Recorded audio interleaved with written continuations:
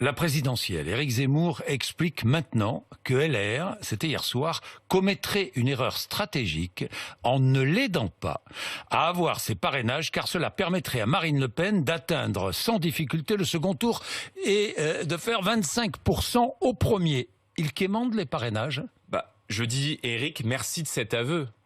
Parce que, Éric, tu viens donc de nous avouer hier soir que sans ta candidature, Marine Le Pen est assurée d'être au second tour de l'élection présidentielle et que ta candidature n'amène qu'une division des voix du camp national qui va donc permettre soit à Valérie Pécresse, soit à Emmanuel Macron, c'est blanc-bonnet, c'est exactement la même chose, d'être donc réélu ou élu président de la République dans quelques mois. Donc on a un aveu là qui est extrêmement clair.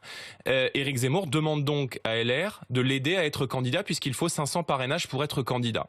Donc cet aveu d'Éric Zemmour confirme ce que nous disons depuis maintenant plusieurs mois, c'est qu'en vérité, la candidature d'Éric Zemmour est le meilleur allié du système. Est-ce que vous lui demandez de se retirer? Et elle va permettre... Non, que je demande de lui retirer ou non, je pense de se retirer qu'il de la compétition. Non, je lui dis juste que...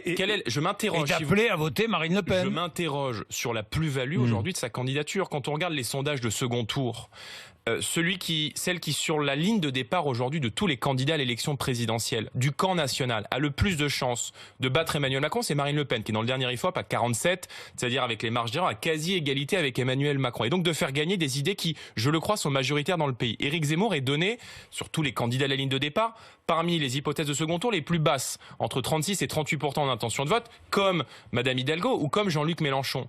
Donc moi je pense que tous les patriotes, toutes les voix patriotes doivent aujourd'hui aller derrière la seule candidate qui peut remporter cette élection présidentielle et qui peut mettre un terme à la gestion chaotique d'Emmanuel Macron. Parce que je pense qu'au terme de cette élection présidentielle, qui est un choix de civilisation, la France sera française ou ne sera plus et qu'il est nécessaire de faire élire un président patriote pour éviter un nouveau quinquennat de violence, de casse sociale et de saignée fiscale.